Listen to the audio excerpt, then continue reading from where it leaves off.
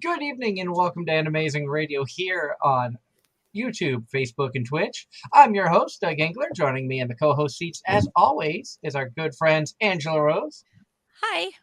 and Darren Starling. Welcome back, Angela. And we want to remind everybody that Anime-Zing Radio is brought to you tonight by Home Circle Media for the latest and greatest in anime gear, everything from pens, pencils, stationery, puzzles, and officially licensed art books. Be sure to check out homecirclemedia.com today or look for them at an upcoming convention near you. We're also brought to you tonight by Casey Fox. For all of your artwork, cosplay, and photography needs, be sure to check out Casey Fox, that's KAYCIFOXX, on Facebook, Instagram, and TikTok. Once again, welcome everybody. We have an amazing guest joining us tonight. It's been a while since he has been able to join us. I think his last appearance on the show, he was playing piano and singing. Please welcome back from homecirclemedia.com, Mr. Gavin Goszka. Hey, good to be back. It's been a while. You've had a crazy, hectic 2022 as I was keeping up with some of your stories on Facebook. How have you been?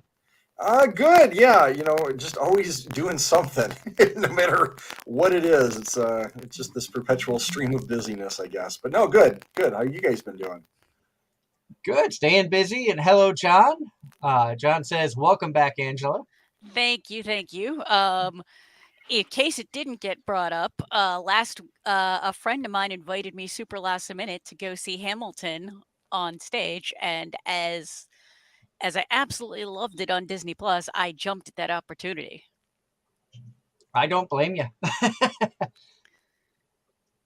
And hopefully you had a good time. 'Twas wonderful. But it's good to be back. My big trip is going to be coming up in March when I go see that International Anime Music Festival show up in Boston. Thanks to our friend Rob, who told me he had an extra ticket. So I'll be going up there for a Thursday, Friday to the Boston area. I don't know any of the groups. I haven't even had a chance to listen to any of the music they do, so I've got no clue who they are. But I know it's anime music based, and if Rob is suggesting it, knowing he's got good taste in music, I trust him. But it's not creepy nuts. Dude, I hope Anime Boston gets creepy nuts. That would be fantastic. That would be like a deal breaker that would have to go to AB. But tonight we are welcoming back Gavin, and I know things have been crazy between your music career, trying to keep up with multiple websites between Midnight Syndicate and all the dates with that, plus your dead mall hunting, and of course homecirclemedia.com. What's new? Yeah, the latest challenge, actually, on top of all of that, was I lost my computer for, it was about 3 or 4 weeks. It's just this ridiculous series of events that started as a very simple case migration. And it turned into this, it just kind of spiraled out of control into replacing chips and just, I should write that what happened down and put it out there at some point, because I'm sure a lot of people that build their own computers would get a kick out of it or empathize or whatever. But so we're finally back. I got my Mac back and everything. Glad to say. But yeah, that was the most recent little challenge. But yeah, we did another run at Cedar Point this fall with the Midnight Syndicate, which is always fun. Cedar Point's awesome. They're just so much such a pleasure to work with and everything. And they actually got a new director of entertainment out there this year, who's Michael Roddy. He used to work for Universal Studios. In fact, he was the guy that developed the Jack character for Halloween Horror Nights. So that was really cool. We got to work with him on the show. In fact, he was the one that kind of wrote the show for this year. We were just there kind of in an advisory role, and of course we performed and everything, but it was really his baby, and he just kind of ran with it. So that was kind of cool. Got to play outside this year on the big outdoor stage for one show per evening, which was also kind of fun. It sounds like your audio is staticky again. No. Technical issues. We ran into a little bit we're famous for. What's that there? It's what we're famous for. Yeah. Indeed. You want me to try logging out, or? Yeah, try logging out, coming back in. We'll see if that works again. It did last time. All right, I'll be back in a sec. All right. So we apologize for the technical issues. Gotta love modern technology. He got a brand new mic, he was saying, before we went live on the air. And so that, on top of all the computer issues he's been having. Sounds like you. My computer's actually been doing decent recently. All right. Is this any Knock better? on wood. It sounds a lot better. Good. Hopefully it'll stay that way. We can hope. Yeah. And I know you messaged me not that long ago saying you finally had a chance to breathe and try to get an idea on what animes were new and current, because you've been out of the loop for so long. Yeah. So that's a whole thing. Yeah. When I started doing Home Circle Media, as far as the anime side of things, it was really just born of a love of, the music, and then the shows kind of came after that and everything. And, far be it for me to say that I've been able to keep up with like everything that's been released or anything. I mean, I knew most of the shows that I had been selling merchandise for a long time and everything, but more recently, I kind of started drifting away from that for various reasons, just not intentionally, just, you get busy and your focus gets put on other things and stuff. And I started to feel just really very much out of touch with it in a negative way. Like I'd go to a show and the shows are always fun and everything, but like people would be talking about things that I just had no idea, what is this? Okay, write that one down. Maybe one of these years I'll finally get around to watching it and stuff. So yeah, I just kind of made a point of sitting down and making some time, and about halfway through a show called Wonder Egg Priority right now, which is really cool. It's very dark.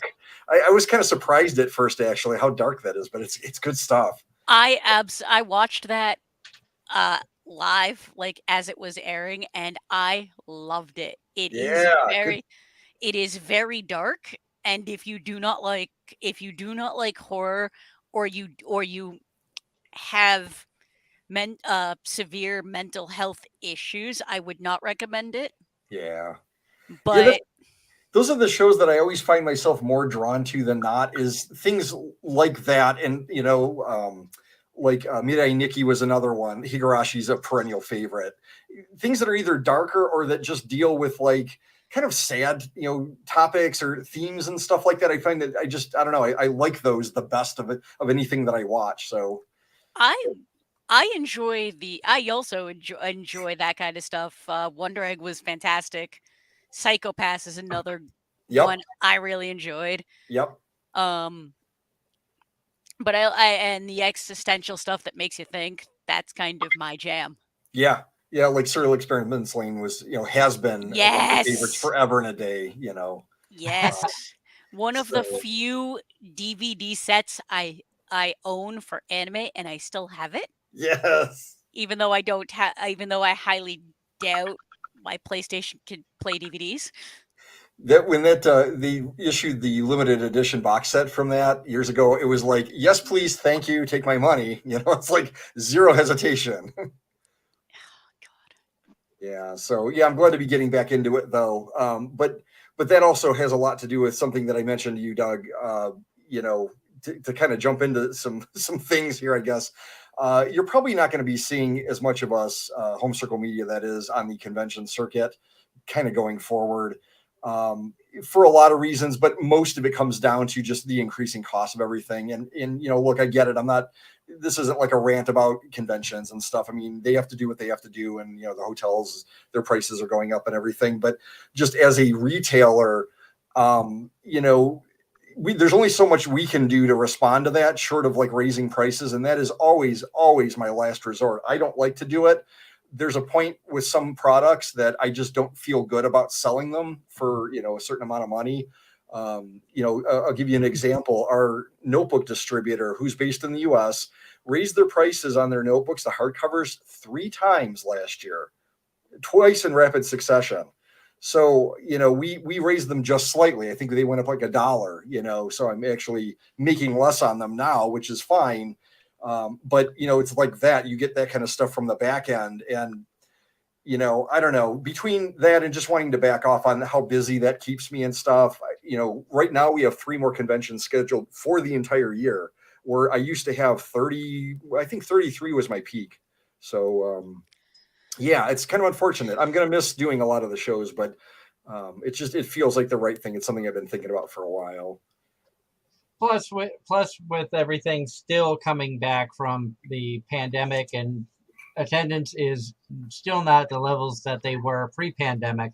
A lot of people still, you know, hesitant to go, depending on rules and regulations of what the cons put up. I know a lot of cons are still demanding COVID shots and masks and stuff like that. So a lot of people are still hesitant to go. So I can understand wanting to back off. And once things calm down, if they calm down, look at increasing the conventions again. And the other thing I noticed last year was with the conventions and the hotel prices increasing, the attendees had less spending money. Yep. And I actually at one of the conventions I went to witnessed overheard a conversation between some of the vendors about that, and how because of all of those factors, they weren't making money and basically decided not to return for the Sunday of the convention because they were just going to lose money. Yeah.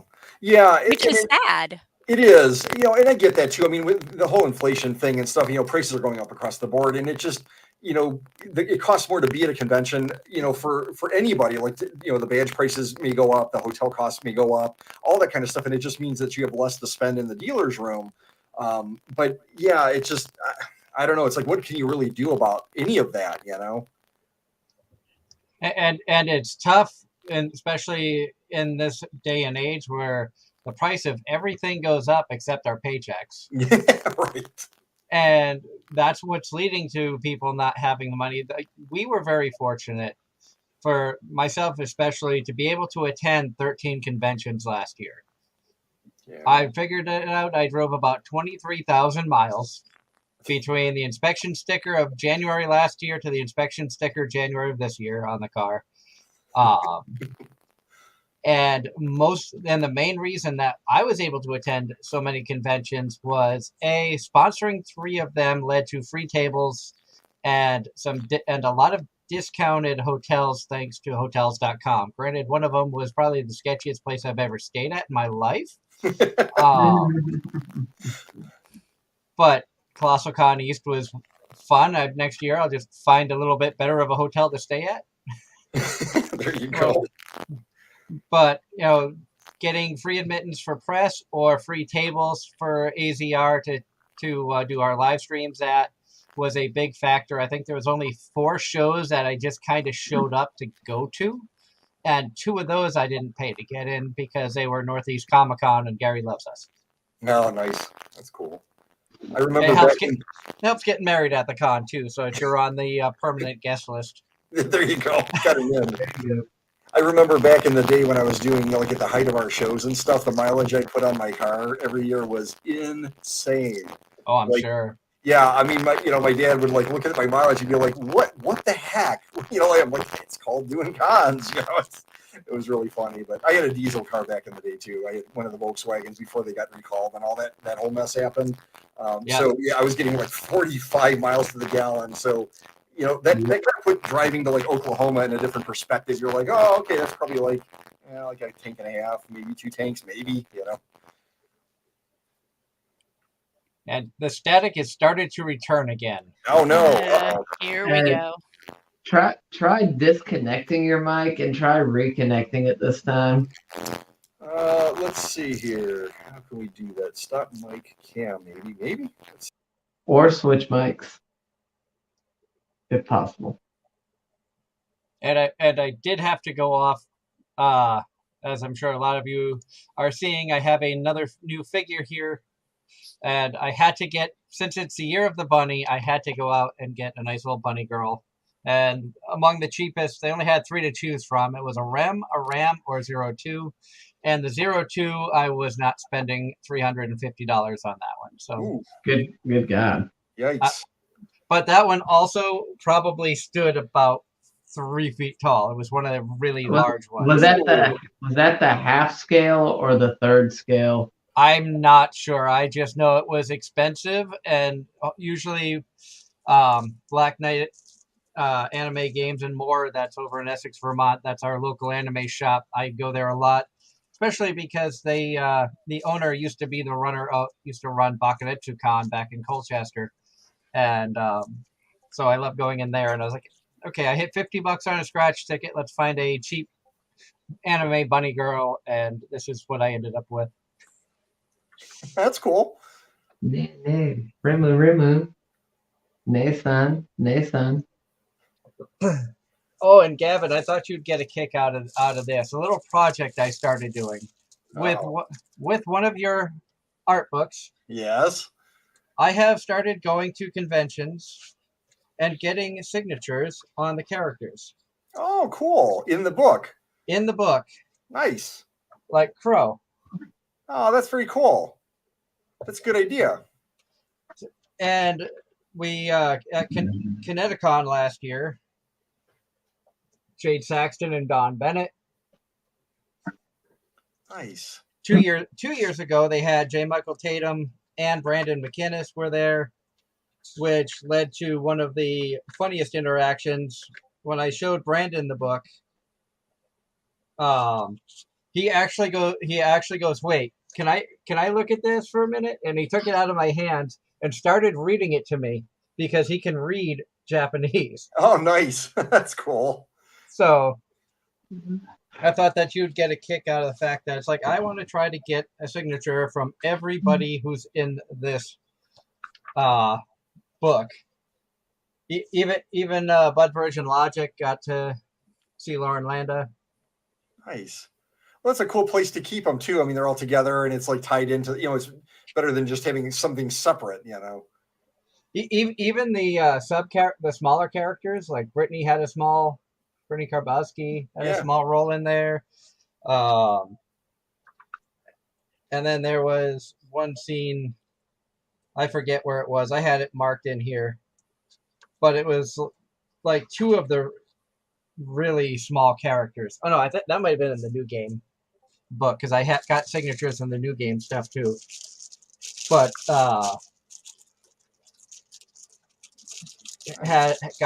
been getting the signatures in there because it's like this is like one of a kind things that they've probably never seen before and never signed before.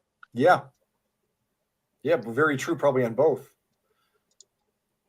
And I've been keeping an eye out on the home circle media for more art books and stuff. Yeah, that's something we've been a little shy on lately. There's just not a lot out right now, unfortunately.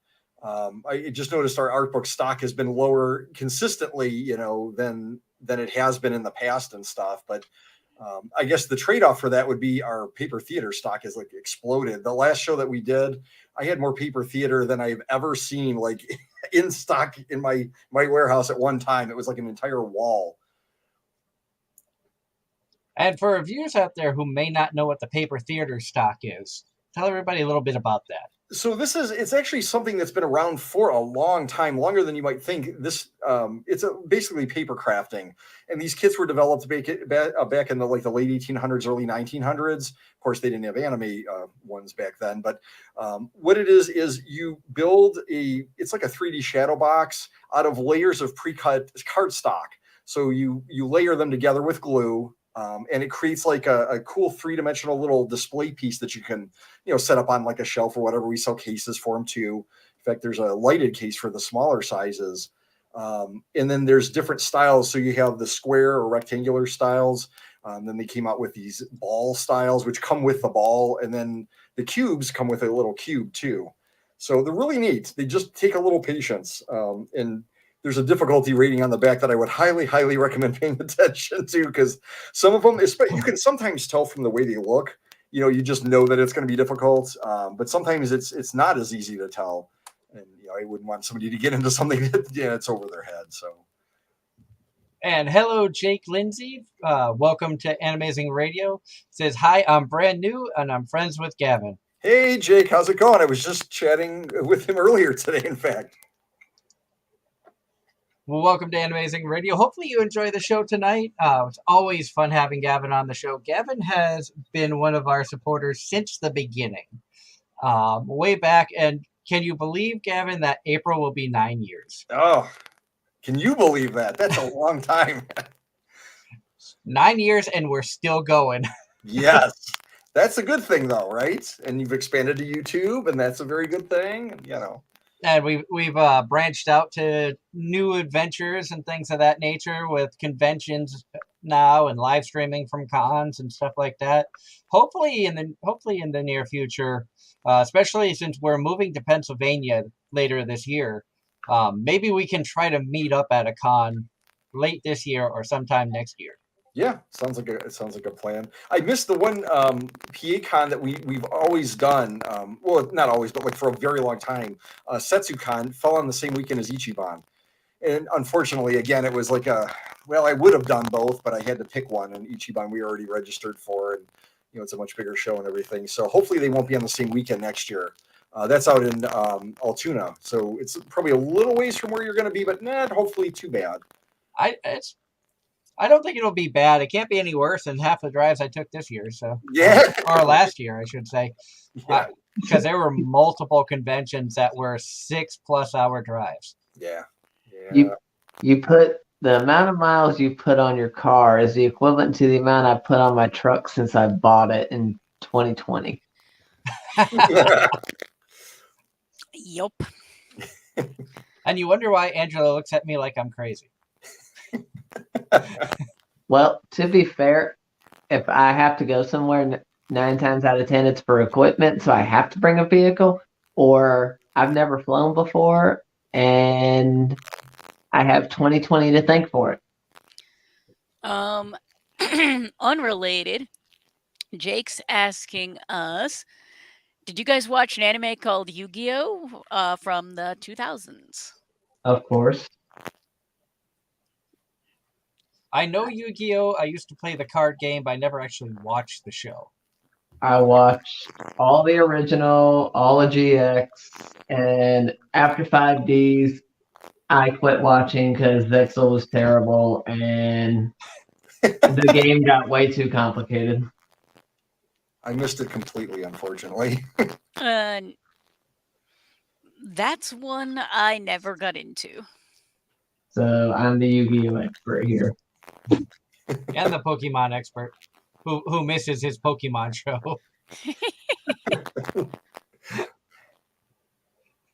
And I know, Gavin, you and I talk a lot about anime music and things like that.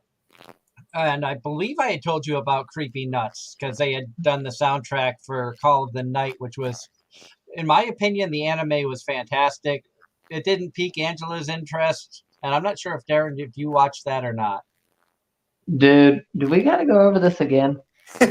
You both had it in your top 5. Both of you. I know. I was just seeing if he was awake. It's not. We're only 30 minutes in. Of course, Darren's still awake. I don't know. He caught me snoozing last week. I know. I got told. Yeah, it was kind of comical. But I'm gonna have to go back and listen to this just to experience it firsthand, I guess. You might want to reset your mic again. Oh, do I? Is it static Yep. again? Yeah. Okay. It's ongoing. It seems to last about 5 to 10 minutes good, and then it kicks it back in. But imagine if Yu-Gi-Oh! Used the soundtrack from Midnight Syndicate, says Jake. That All right, we're back. That would be interesting. Jake said, imagine if Yu-Gi-Oh! Used a soundtrack from Midnight Syndicate. Just knowing what I do know about that show, that would be interesting. And then question from John Knight to you, Gavin. Have you ever watched Attack on Titan? I watched half of the first season, and I couldn't get into it. It was right when Levi was coming in, and he was like the one character that I really kind of dug. But then I just kind of moved on to other things. I mean, I know that exploded with seasons 3 and 4. I think it got like super, super popular again. But I think I got to like episode 12 or 13 or so. You got farther than I did. I watched one episode and said, "This is not for me." Yeah. Yeah, It's yeah. still the only anime I watched one episode of and was like, "Nope." I did that with Bleach, and I haven't gone back. But what I also did that with, and I thankfully did go back to, was Higurashi. When I watched the first episode of that, I kind of wasn't into it. But that was also one of the first shows that I had seen. Thankfully, I stuck with it though, and like then it went on to become like one of my favorite properties like ever. And Jake says, "Here's a question for you all: what Midnight Syndicate song is your all-time favorite?" Not to put you on the spot or anything. I don't know if Darren's heard any of the Midnight Syndicate stuff. I haven't. I played it all. Actually, I think it was right after you were on the last time. I set it up and like played it for a couple days straight afterward. Oh, cool. But I don't know that I could say that there was a favorite song other than like it was all really good. Well, thank you. I enjoyed like not I don't know the names of the songs, but like you had a specific Halloween CD that you would put out that I really enjoyed the music from that. Like the whole CD was really good. Was it Halloween Music Collection? I think it was that one because Okay. I have almost everything that you guys have made. Oh, that's cool. That one was like a compilation that was just kind of like for anybody that didn't know who we were and what we did and stuff. It's kind of like, here's the best of, like, this will get you going, so yeah, that's cool. And HH has a question for Darren, saying, "Darren, don't you love unrealistic strats and gimmick cards that are illegal for competition use?" Going back to the Oh, Yu-Gi-Oh. absolutely. Like I said, once we got into synchro summoning and all those little annoying effect monsters, oh my god, they drove me nuts. Synchro summoning, I wanted to strangle some people, and then you threw in Xyz summoning, and I was just like, I quit. I do want to take a moment to send our heartfelt condolences out to our good friend Rusty Gilligan, who lost a very important member of his family this week. His cat Mac passed away. One half of Mac in Trouble. You've heard Rusty talk about Mac a lot when he's been on the show. Mac in Trouble is a comic series that he put out. I think it was getting a anime adaptation as well, not anime, but an animated shorts and stuff. So very sad news going across the wire that I saw earlier this week. So definitely wanted to take a moment to send our thoughts and prayers out to Rusty. He had some health issues recently as well, and then losing a pet that not just a pet, but somebody that has been an important part of his life. So definitely thoughts and prayers go out to him, and hopefully things are going to be better in the near future.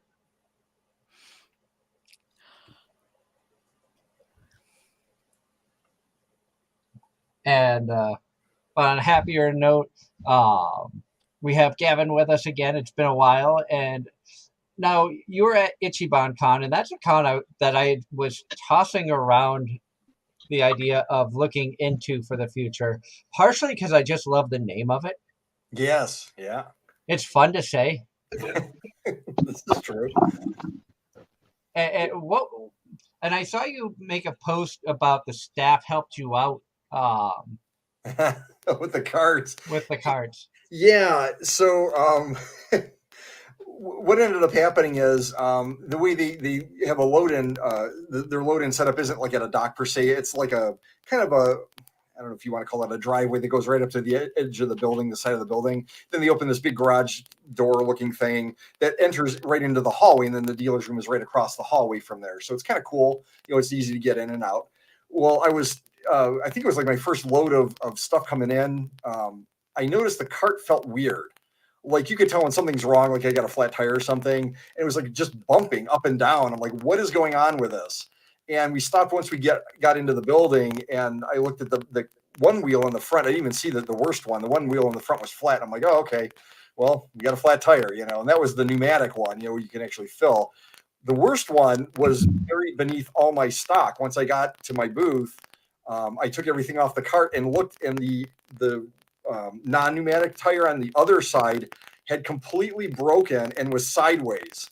So we were like pushing the cart against like this non-working wheel, and I'm like, oh, okay, this is going to be real fun going out, because I mean, we have grid wall, which, if you've ever tried to pick up a piece of grid wall, it's not light.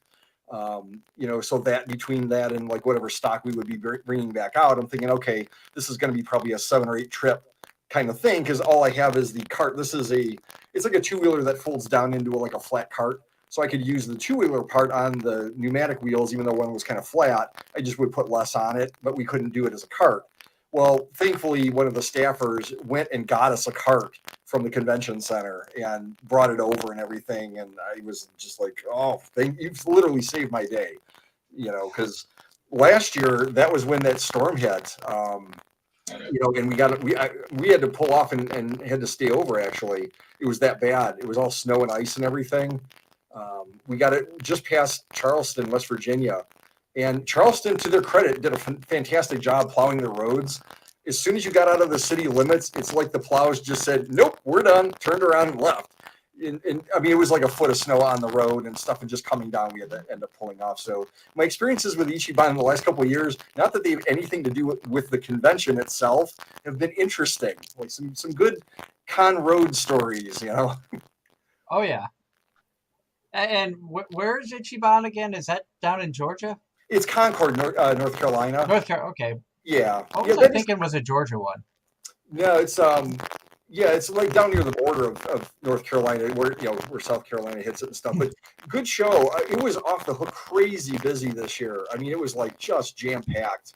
And I had kind of downsized to a single booth, partially to see if I could get away with that, because that's kind of going to be a trend going forward for a lot of the cons that I still do. We'll just kind of downsize. That worked out marvelously. But even beyond that, I mean, it was just really, really well attended. Everybody was, in good spirits. It's always a fun way to start off the year and stuff. So, if you can get down there at any point, that's one I would absolutely recommend. And so, in other words, the best chances of me seeing you is to venture out toward that one. Yeah, unfortunately, I used to do Anime-Zing every year, and I missed that con. But NakaCon, which is another long-time con that I did. In fact, I did a guest appearance there this past year. They were trying to raise some funds and stuff because of coming back off of COVID. They were in a real bad state. So I did a kind of a guest appearance there, and stuff, and tried to help them out a little bit.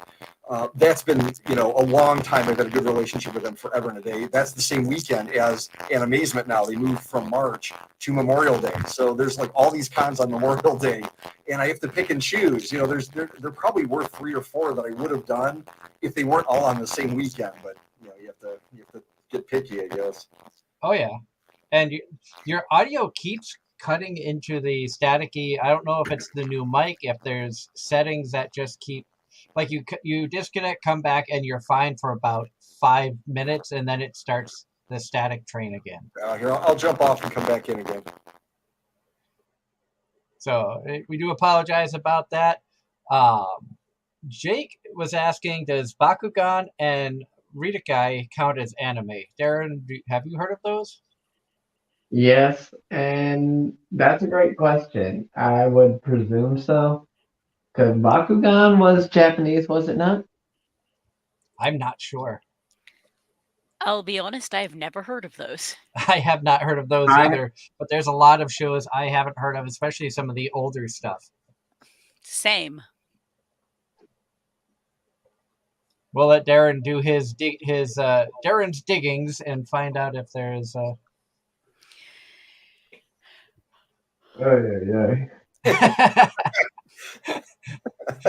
start a new segment on the show. That is not going to be a new segment. Darren's diggings. What happened to Hentai of the Week? I don't know. We used to do that too. I can't believe it's not hentai, and that used to be like a small 3 to 5 minute section where Darren would talk about a show that you would think it was, but it doesn't technically qualify. Thanks to shows like Redo of Healer and Interspecies Reviewers, that was a fun little segment that God. we used to do. Actually, on that note, Doug, one of my group chats, somebody actually posted in the group chat earlier today, Eminence and Shadow being very cringe. And The guy is a full-blown chuny. How is that not cringe? that is, I've not. Hey, Yes, look, it is a great show though. I've not seen it, but I figured you guys would have a reaction to that. I have not seen it, but Darren told me that I should watch it, that I would probably enjoy it. It is right up your alley, Doug. I'm telling you. Is there a dragon girl in it? No, there's seven girls to the main character, and every one of their subordinates are also female. It is very harem-y, according to my friends. Yep, but the best part is he doesn't even realize he's a harem protagonist. He's too tuned for that. Is he as bad as Infinite Stratos? No, and the reason I say that is the girls aren't actively coming on to him except for like 3 of them. And now I'm gonna go back to the chat. Jake says, "Is Digimon still a thing nowadays?" And the answer to that is yes. Yeah. They just had new season come out last year, didn't they? They had several new. There's a reboot of the original Digimon, which was actually quite good. And then Digimon Ghost Game, which is a spin-off, which is currently ongoing. A very monster of the week kind of thing, so I'm not actually caught up. But See, Gavin, you just need to join us more to find out what's going on for the anime side of things. Yeah.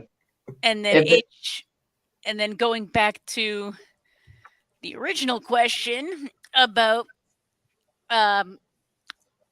what counts as anime, HH says those do count according to the Japanese, so does Afro Samurai. It's just called American anime or whatever X anime, so as long as it follows the aesthetic style. So, yes, those were all animes that you listed, Jake. And thank you for the questions. Thank you to the active chat room. We love seeing everybody in here commenting and having a good time.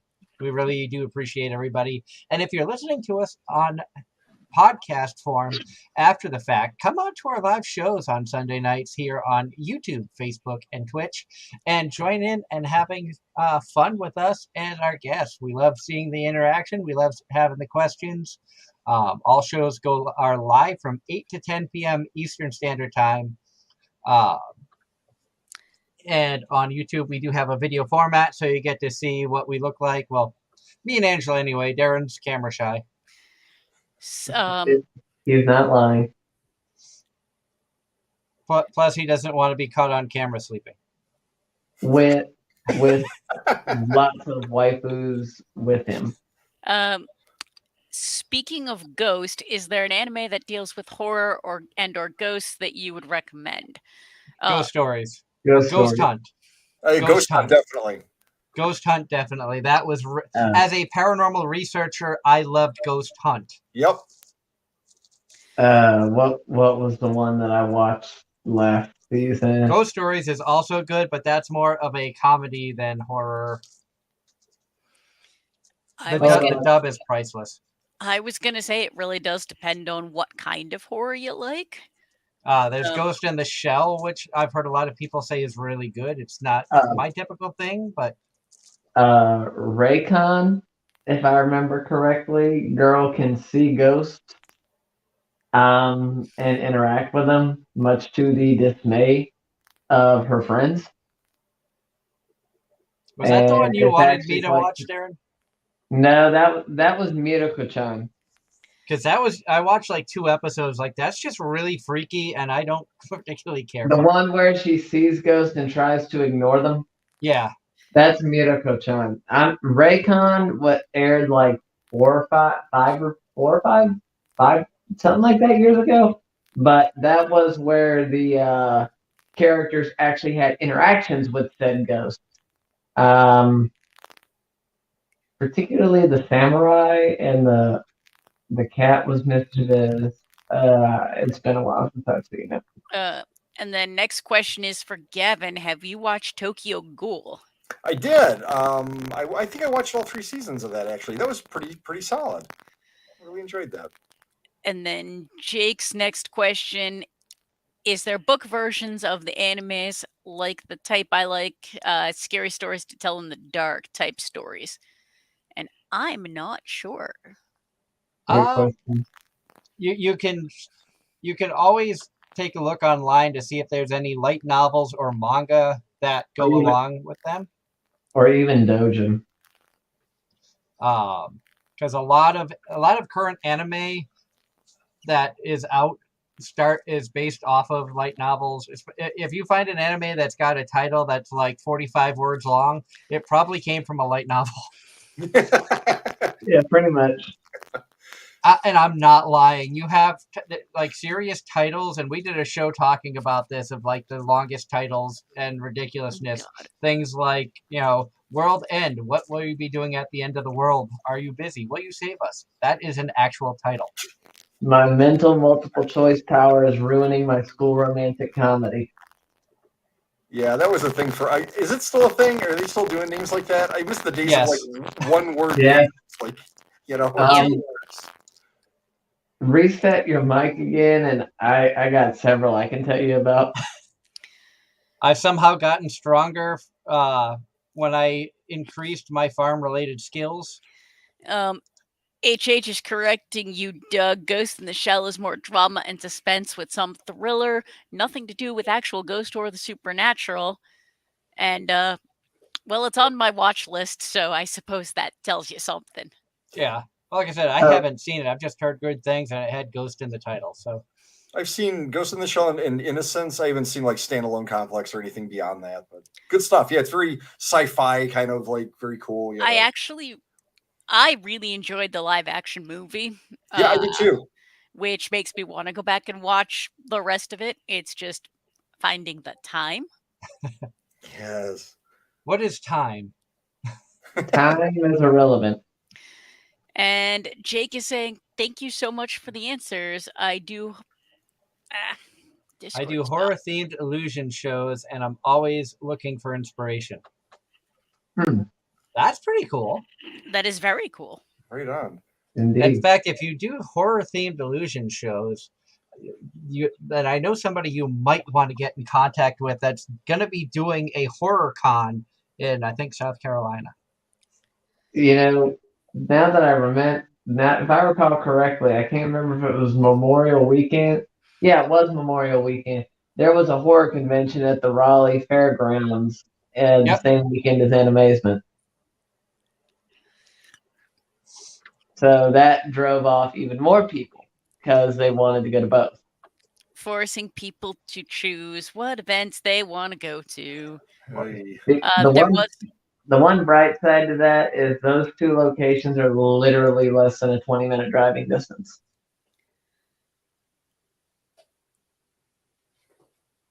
And there's buses that run between those areas.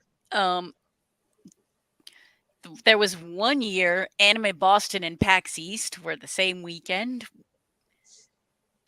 And that was interesting to say the very least. I bet that was a full-on S show. It was a beautiful disaster. Now, going back to the music side of things, I know, Gavin, I told you about Creepy Nuts before. Just hearing the music and knowing how much you like music-based animes and stuff, or the music in anime. Did you have a chance to listen to any of their works that I sent you? I have not, unfortunately. I got to get back in touch with that whole realm too. Sometimes I'll throw on a streaming station in the background, but I've been kind of out of the loop with a lot of what's being released now too. And anybody who knows me will tell you that Creepy Nuts is not my typical style of music. It's kind of like a mix of, I almost want to say it's like Japanese rap. With a little bit of metal thrown in for some tracks. Oh, cool. And the ending song for Call of the Night has got to be one of the best anime ending songs I've ever heard. Really? I like for the I Crunchyroll Anime Awards, that was one of the nominees for best ending song, and I had to vote it because I thought it was. I heard a few of the other ones, and that was going up against like the ending for Attack on Titan and Demon Slayer. I'm like, this song is just that good. I Wow. I will say this, I did not care for the anime Call of the Night, but the music was so good. I opened up Spotify to look up Creepy Nuts and actually really enjoyed a lot of their music.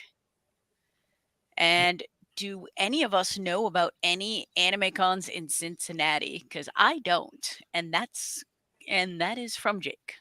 I do.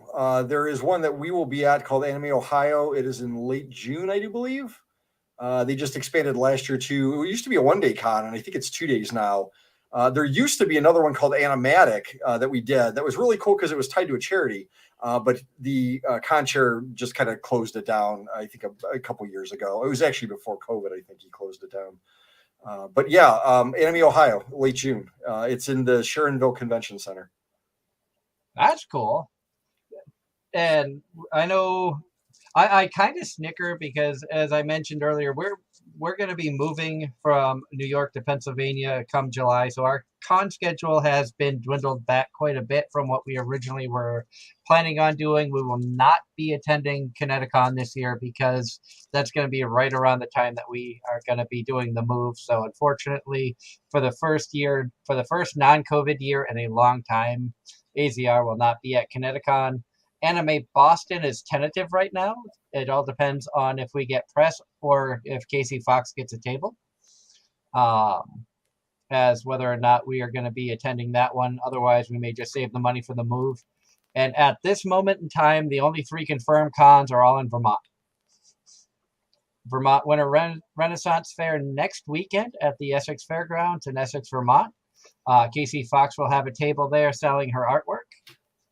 Also, the Vermont Sci-Fi and Fantasy Expo at the end of April. We will be there with Anime-Zing Radio doing a live stream from the con.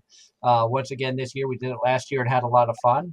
And then, of course, Rail City Fan Fest at the end of June. We're going to be there providing a guest for the con. It's the first time that we've been able to organize something like this. We will be bringing a voice actor to a second-year con, courtesy of AZR. We're still trying to talk Darren into coming up for that. And Angela, I know a lot of things rely on money and timing and stuff on if you can make it or not. Well, it's timing because I that's just one of those. Well, that's just logistics at this point. Jake is asking Gavin, is the Sharonville Center big? Stupid Discord. As big as Duke Energy Center or smaller? Not familiar with Duke Energy Center. Sharonville was being expanded though last year, so it was very, very much under construction. It's a decent size hall. You know, I'm trying to think of what to compare it to. I call Anime Ohio is probably like a mid tier show.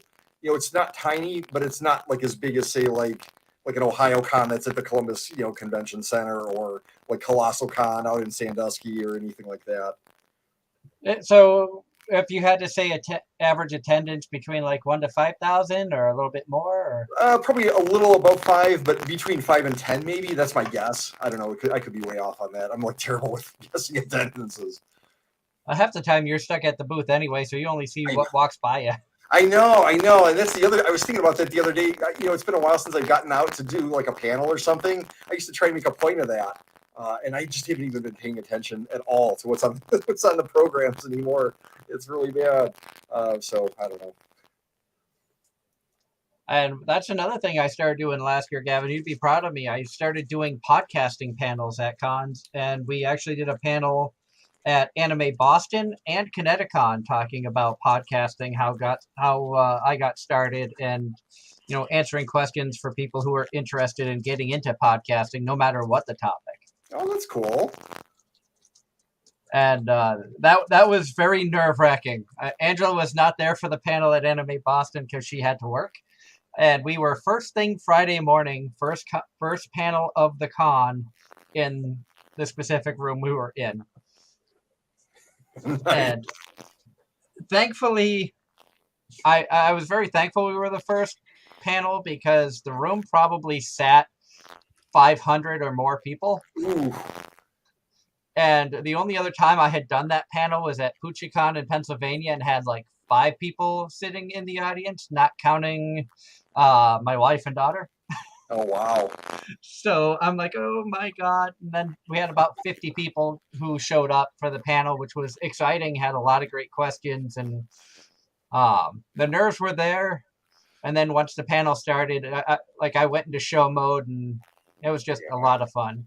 Yeah, once you get into it and stuff, it's funny you mentioned panels. I was cleaning off some hard drives and I ran across my old Vocaloid panel materials. I used to do a panel at cons when I was playing music. They're called the Vocaloid Phenomenon, and it was this was when like Miku and stuff was like really really huge. I mean that stuff is still around of course, but that was a lot of fun. And I kind of missed doing it after I was looking at the materials again. I'm like, man, it's been a long time and I kind of miss doing this. But some of the times, yeah, you'd get because it was popular enough to draw big crowds back then. And sometimes, you'd be doing a panel in front of, like 50, whatever people, 100 people and stuff. And you just, once you start going with it and the audience is kind of feeding into it and everything, it just, I don't know, it was a lot of fun. It was a lot of fun. Yeah. And the static is back again. Okay, switching. So unfortunately, we keep having to, Gavin keeps having to disconnect and reconnect. Technical difficulties. Gotta love it. At least we got a solution. It's like an ongoing solution, but I'll take it. and it goes quick. Yeah. Yeah, easy fix. And I know for a bit of time, a lot of stock you were talking about that you were getting a lot of like Love Live product and you had mentioned you hadn't seen any of it. You knew about it, but hadn't like seen it or had the knowledge from watching it. Have you had a chance to hear any of the music from it or check out any of the 5 million variations of Love Live? I did watch the Muse arc, the first season, or I don't know if it was 2 seasons or whatever, but the first story, yeah. I loved it actually. It was way better than I thought it was going to be. I mean, I knew the music going in would be probably awesome, and it was, but I really enjoyed the story more than I thought that I would. There was more of a story there than I thought there would be. I tried to get into Sunshine like right after it, and it was too similar. And I probably should go back and now being away from it for a while, like watch that one. But yeah, I really enjoyed the first Love Live. In my honest opinion, having attempted to watch all 4 variations of Love Live, my favorite Love Live is the one that is getting a 3rd season, and that's Love Live Superstar. I think that was better than the original Love Live. Wow. Okay. I would put Superstar as number 1, Love Live itself number 2, Love Live Sunshine number 3, and then the other one. Like I think I watched 3 episodes and was like, this is just too generic, too boring. I don't care for this particular one. Yeah. I mean, I enjoy. I have figures from 3 of the 4 shows. This was the most recent figure I picked up, and that was from Superstar. She's the main character. Okay. Actually, I have 2 figures from that show. And the music from that one is really, really good. And then Shine Post, I know I talk about that a lot, and I've mentioned that to you in our chats too, that I think when it comes to like an idol anime, Shine Post blows Love Live away, in my opinion, because it's a better storyline. It's already a formed idol group that you see have to overcome a lot of personal challenges. You see a lot of character development in this one, more so than in the Love Live franchise. And I also think I enjoyed it because it wasn't 9 girls on stage. It's 3 to 5. Okay. Yeah, that's cool. And it shows you a little bit of the underground anime scene in Japan as opposed to high school idol. That's cool. I watched and there was no Nico. No Nikos.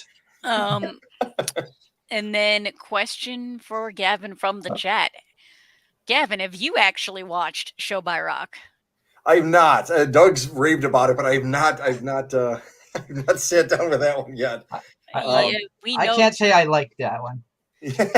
Right. Considering there's an entire show where you reviewed the English dub, Doug. Considering there's an entire show I dedicated to Masha Myresh where I had all 4 voice actors of Masha That Myresh too. and the director. No, you don't like it at all. Not at all. From the chat, does Darren happen to know the very first anime that was ever published? The first one ever animated was just a samurai in the 1913, 1920, somewhere in that area. Astro Boy was the first actual anime that got a TV series that actually became popular, if I recall correctly. Wouldn't Akira be up there as one of the oldest? I don't know. Yeah, I don't know. Because I know a lot of modern anime pays. There are certain scenes that pay homage to Akira. Well, you want to know? I'm sure you know this, but do you know who used to go back and forth? I think it was the creator of Astro Boy, or basically anime in general. Do you know who they used to go back and forth with ideas and other material, or compete with, I should say? Who? Disney. I was going to say Walt Disney. That does not surprise me. And we've come full circle in that respect. Because Disney is playing anime on Disney Plus. And Disney is distributing anime. There's the word I was looking for. Yeah. Is there an anime that deals with vampires, not Twilight style, but like real vampires? Yes. Yes. There's a few. Yeah, multiple. Call of the Night. Again, depending on what you like for genres, Call of the Night, Doug and Darren absolutely loved it. I love the art style, and the storyline got better. I know it didn't hook you early, and that can be a deterring factor, but it got better as it progressed. A slightly darker vampire anime that I really enjoyed from a few seasons 3 or 4 years ago was Mars Red. One of the bonus points was the ending theme was done by Hyde. Hyde of Larkenseal? Yes. Oh, nice.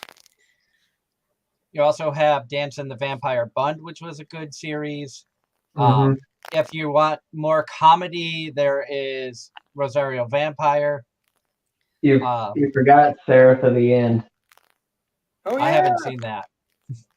Hellsing, too. I haven't seen it, but that's... So there's quite a few vampire-based animes out there that are not Twilight, sparkly in the sun. I'm not even familiar with the Twilight series at all. I've never seen it, but I've heard enough people talk about it.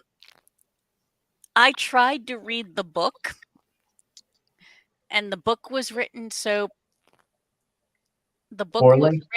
poorly that if it didn't belong to my friend, I would have burned it. Instead, I simply, after getting about 20 pages in, after noticing more than a half dozen typos, I just took it, threw it across the room, and said, "Nope, I'm done." And the friend just kind of, she got very much amused by my reactions. And another music anime that has gotten a lot of hype that came out last season, Gavin, that you should probably put on the radar. I am honestly surprised at how much I enjoyed this show, because I didn't go into it with much expectation. It was kind of like a last-minute watch because a lot of people were talking about it. That was Bocchi the Rock. I've not heard of that. And it's an introverted girl who has extreme social anxiety so bad that she went through middle school and into high school not talking to anybody, no friends, would go home, live in a closet basically, got her dad's guitar, taught herself how to play guitar, and then started making YouTube videos of just like neck down, just playing the guitar.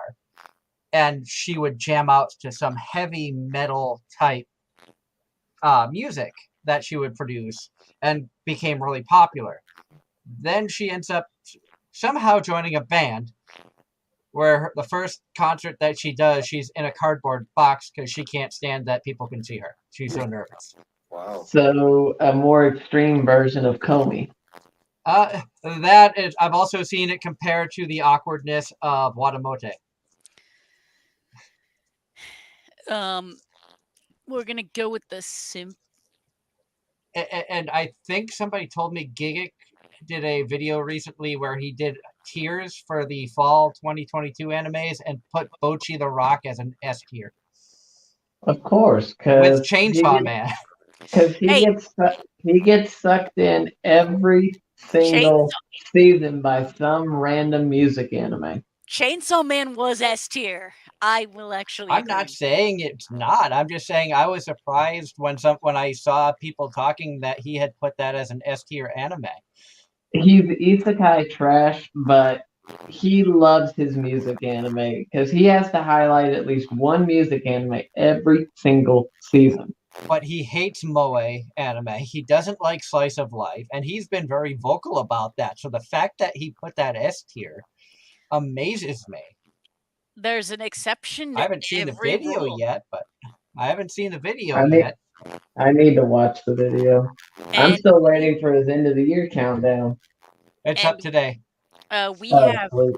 we have some comments in the chat.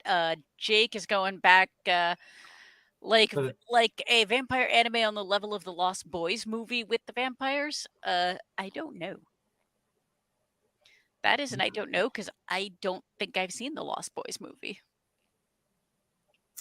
And HH had the comment of, I think the homage to Akira is similar to the trend setting that heavy metal has had on American media, everything from The Fifth Element to Terminator to Love, Sex, and Robots all have identifiable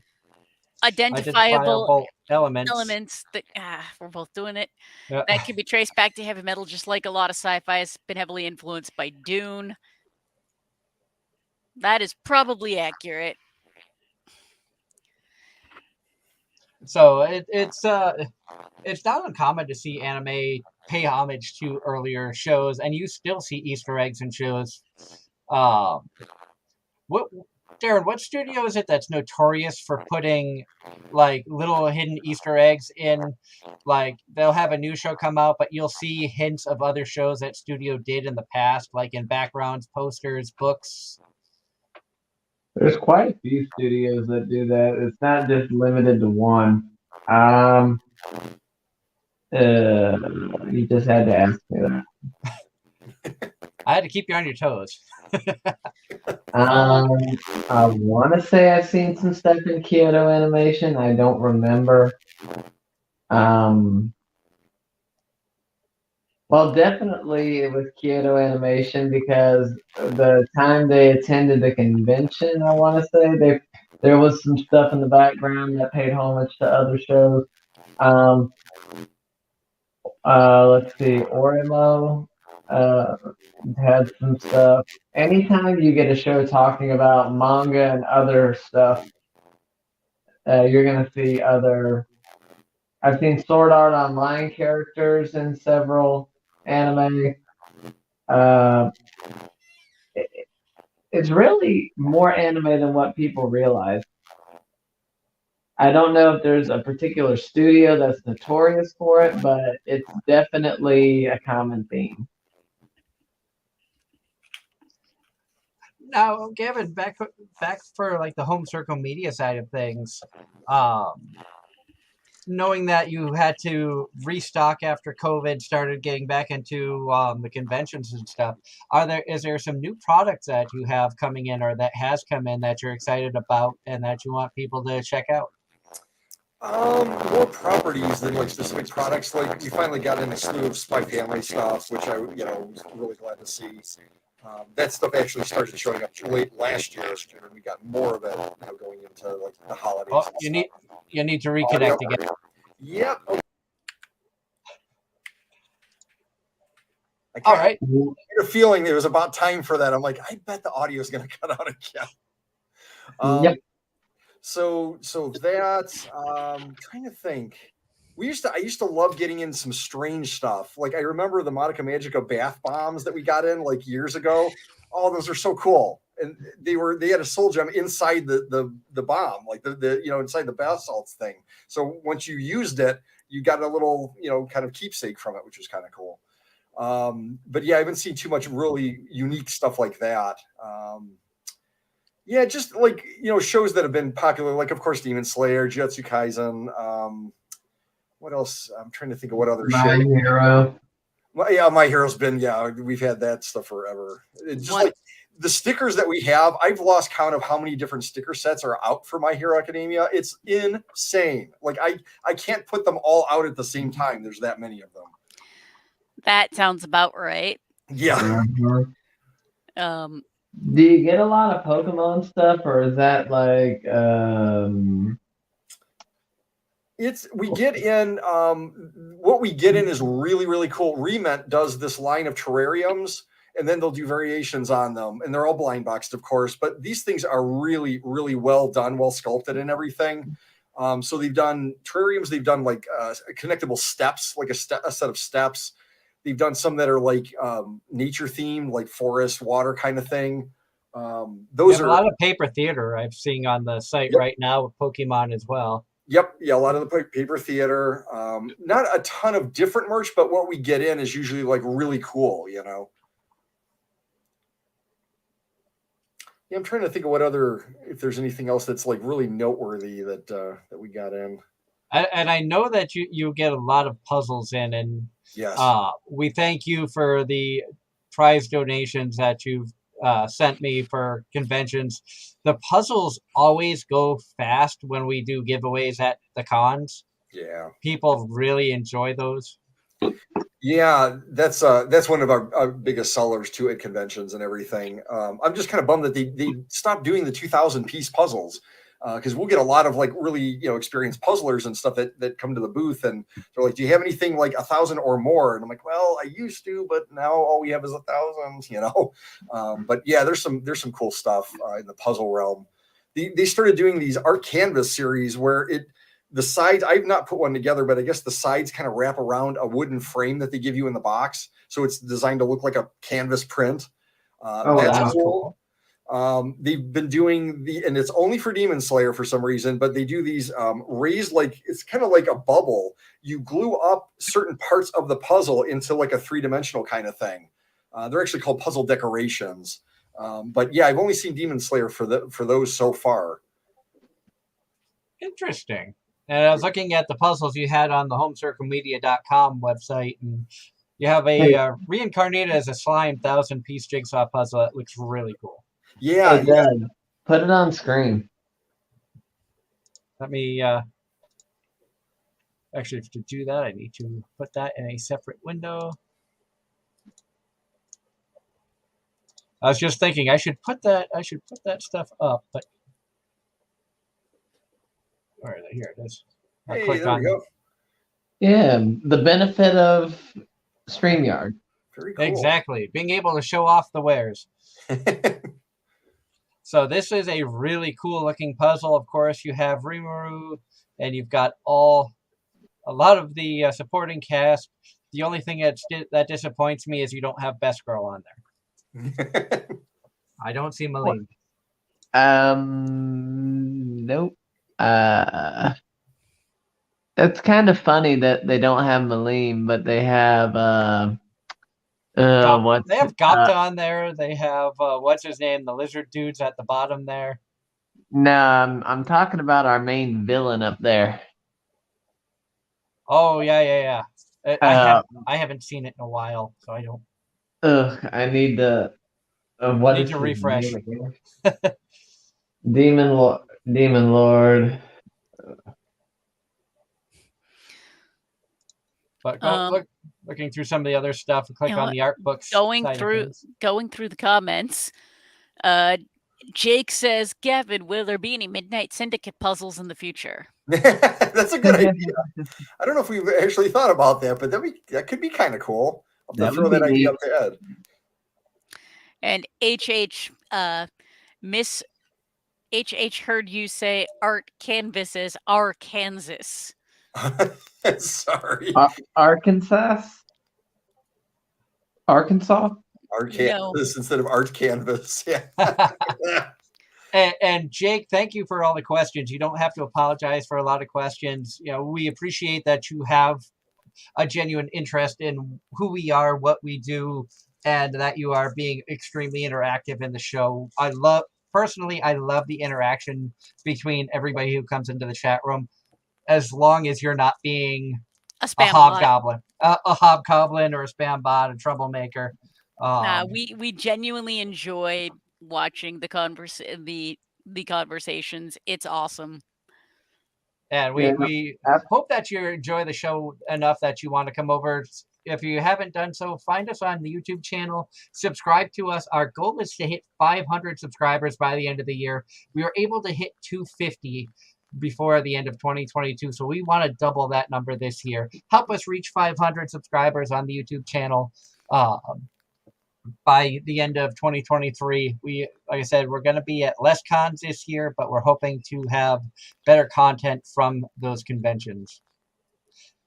And I'm realizing that my video looks weird where you just kind of see an arm and a boob because of it being minimized. So I'm gonna take that down so it doesn't look as weird. It's like she's presenting me. It's kind of a neat setup. Yep. And to my left, on to my right, Doug Engler, the host. Jake says, Gavin, if you make puzzles for Midnight Syndicate, I'll buy one for sure. My mom and I will make the puzzle and frame it. Oh, very cool. Yeah, There you go. That's a good idea. We try and come up with different ideas, every year for some merch things, especially when we're at Cedar Point, because it's a great opportunity to kind of debut some things there. But I don't think we've ever thought of puzzles. I like it. Good thinking. Do puzzles now? One thing that I've noticed recently, and Casey Fox got back into vending last year for the first time since before COVID. And she noticed that the big sellers were the smaller items, going back to the vendor side of things, where you were saying people don't have as much money to spend on stuff. Plus, a lot of people don't have wall space to hang big, art pieces. So artists and vendors, if you have large scale items, it's tougher sometimes for people.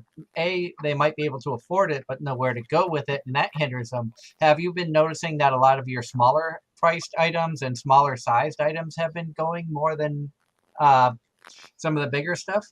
Yeah, I started ramping up like our sticker stock for one, kind of with that in mind. But the people that want the puzzles, and stuff, that I think they'll still buy them because it's like we're one of the only places that carries that stuff. And they're not like super expensive. I mean, compared to like say like $150 figure or whatever, but they're not cheap. But yeah, one of the things that we've always done really well with are these clear files. They're actually folders, but like everybody uses them as artwork, like everybody, because they're standard size, like for mounting in a frame. It's something you could put kind of anywhere. You can put it on a desk, on the wall, whatever. Those things sell really well, and they're like $4. They're not. That's something you could take home from a con as like a souvenir, and you haven't spent a ton of money. Same with the playing cards. That's another big collectible. Something you can take home and have fun with and stuff without like breaking your bank. Without feeling like you just went into debt to get something. Oh, like me? And we've reached that point where the static. Yep. Thank you. And it's interesting to see how things have changed, because 2022, I focused heavily on tabling AZR and not so much the merchandise side of things, where in years past, a lot of the focus with tables was to help Casey Fox, previously Casey Creations, with making a presence at conventions, helping with the table artwork, things like that. So it's going to be interesting getting back into the swing of things from a vending side standpoint of selling. I know last year, Angela, you were able to experience for the first time an AZR table at a con when you helped me out at PucciCon's New Jersey show, which they apparently have a New Jersey show scheduled in May in Atlantic City, but I will not be able to make that one because I'm pretty sure I probably won't have the money to. So we're going to focus all of our sponsorship and help with PucciCon for the Pennsylvania show in October. And the irony being I can't do the one in October, just with everything going on at that point in time. Yeah, and that's totally understandable. And that weekend is also AAC weekend, so it's gonna be I think Casey Fox is gonna be looking at vending AAC instead of Pucci, and I will be at PucciCon by myself. Now, unless Darren wants to come up to PA, have have fun at a nice resort with indoor water park. Sounds like a good time. What month is that again? It's October. Not the last weekend of October. I think it's the second. 21st, 22nd of October. That might be in my slow enough season. I might be able to arrange something. I don't think taking 2 days off is going to kill me. Maybe 3. So it would be fun because I know that we will have a table, and I'm already planning on doing at least one panel, possibly doing a live show from there again, like we did last year. And for the Pennsylvania Con, they've already announced 2 guests. Megan Shipman is going to be there, and J. Michael Tatum. Nice. So 2 big names. We did have a scheduling note that we want to update. Josie McCoy, who was originally supposed to join us next weekend, had to reschedule. He has been moved back to February 12th. He had a previous or a second obligation that came up that was a little higher priority and asked if he could switch. I told him that was perfectly fine.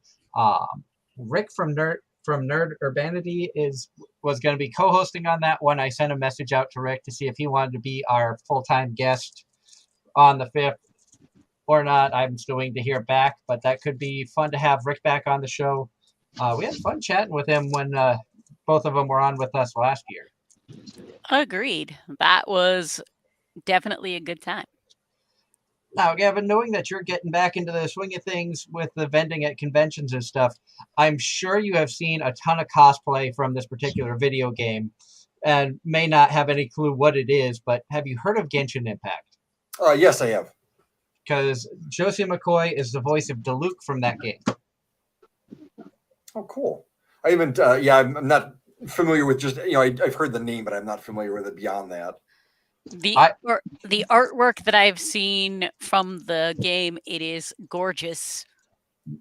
If I had a better computer or more time, or once they finally make it for the Switch, I will probably play it more. I invested about an hour and a half or so into gameplay, just so I had an idea of who characters were.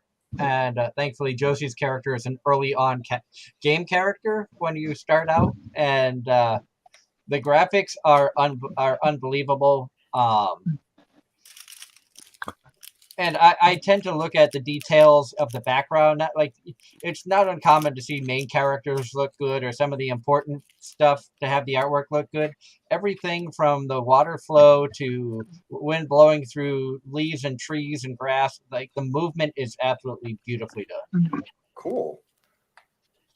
It is one of those gacha games where you can spend money to try to get better heroes or add-ons or but I am not one that spends money on games typically outside of an original purchase. Yeah, I hear you.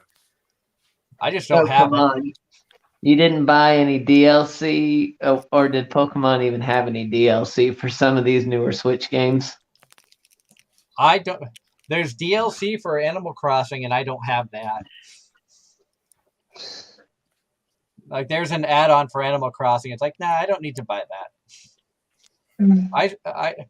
I think the only game I've put money into to get like add-ons is Minecraft, but I also play the crap out of that game on the Switch, so getting a few different add-ons is not a big deal. Whereas for me, well, I don't do the gotcha side of stuff. For certain franchise, big name video games, I'll do a season pass for the PlayStation, where I'll pay a lot of money up front and then just get all the DLC as it comes out.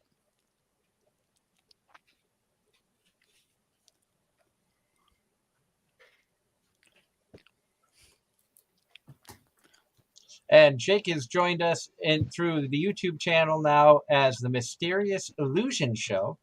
And he had a question saying, which Pokemon do you like more? Pumpkaboo or Haunter, and why? Haunter.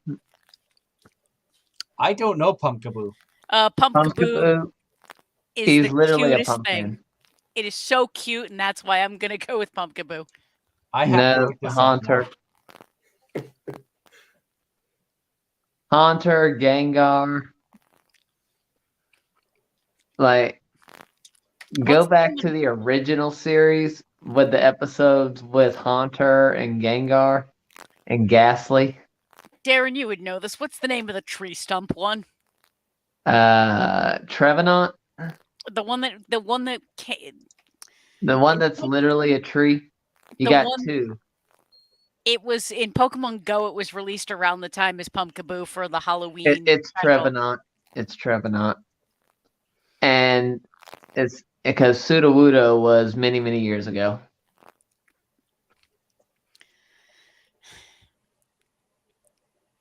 Okay, Pumpkaboo is kind of cute.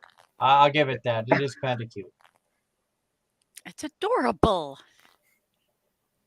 I also remember in the Pokemon manga that I actually have the comics.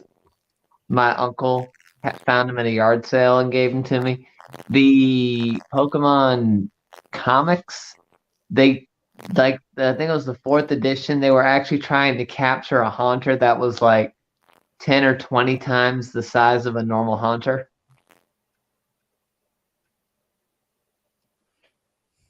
Interesting.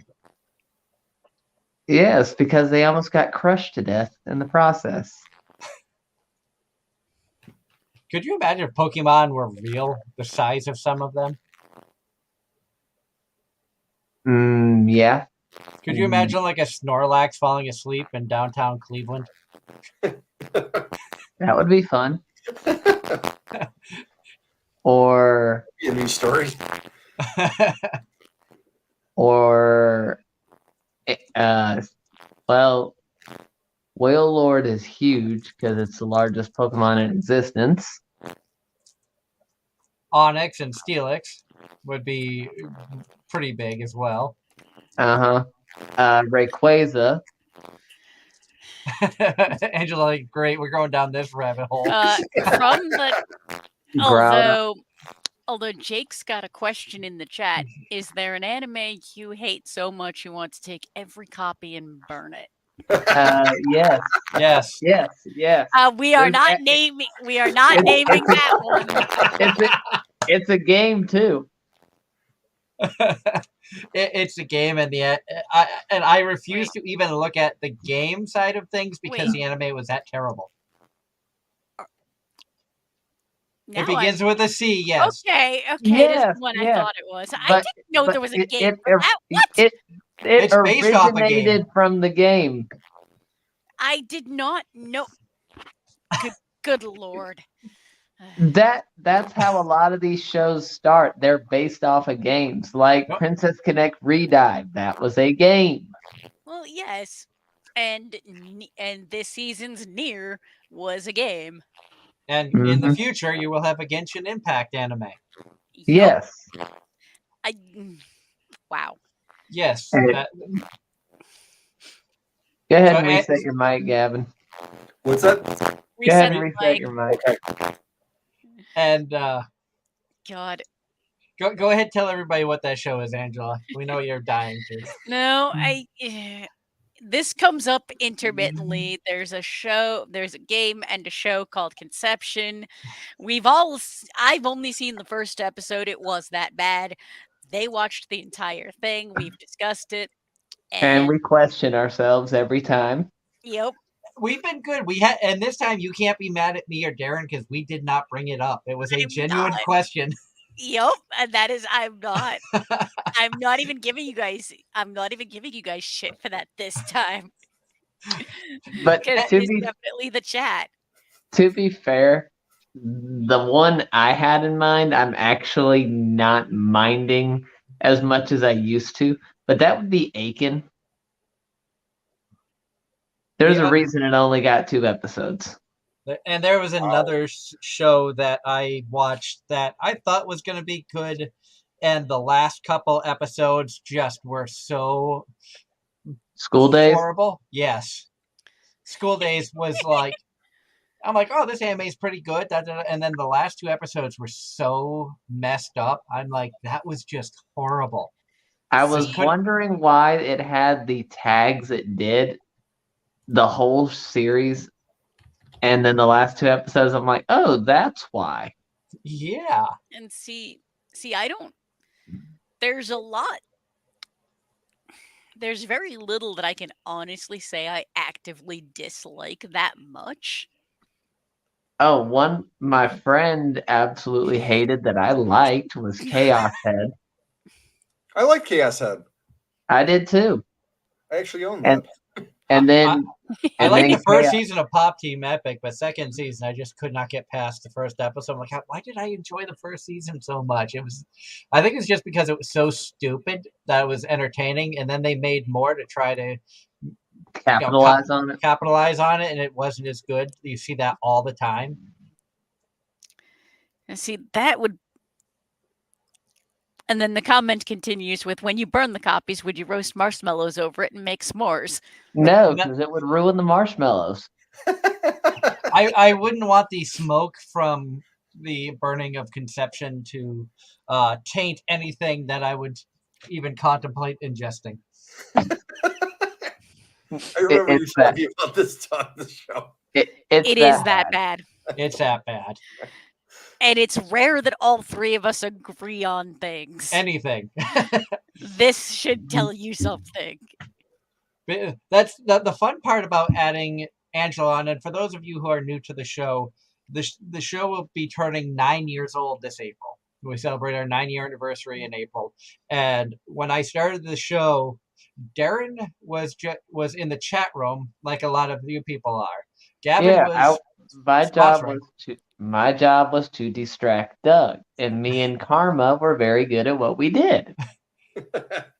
Gavin has been with us since we first started talking about it, probably around this time of year back in 2013.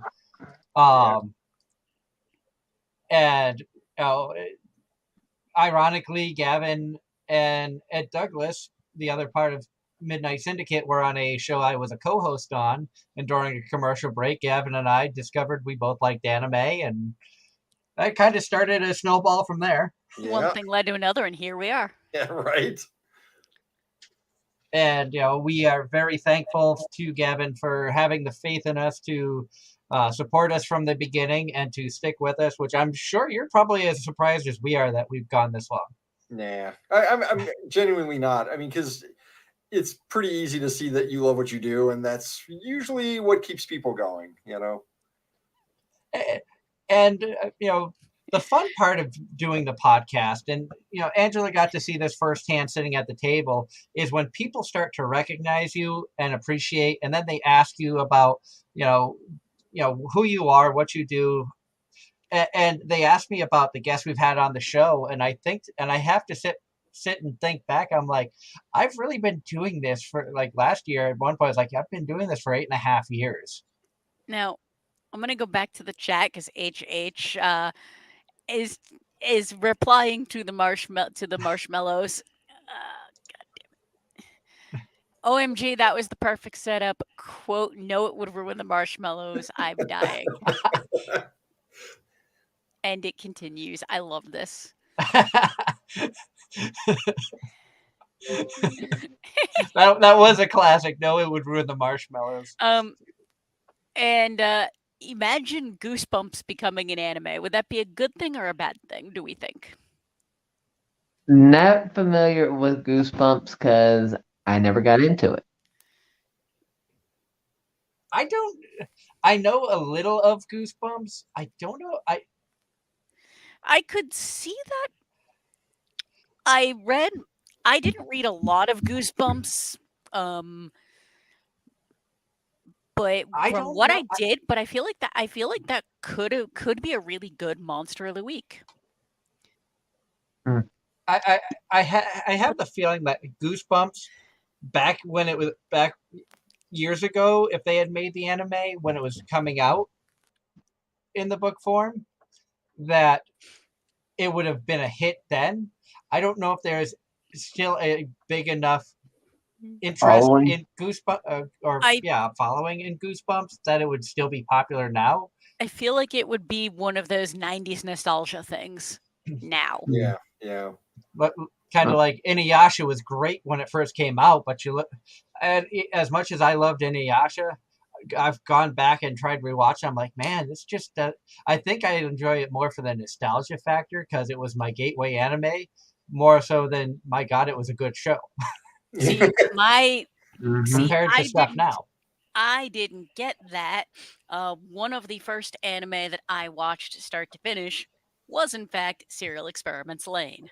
Nice. That's a heck of a show to jump in on. That and a show that almost no one has heard of called El Hazard.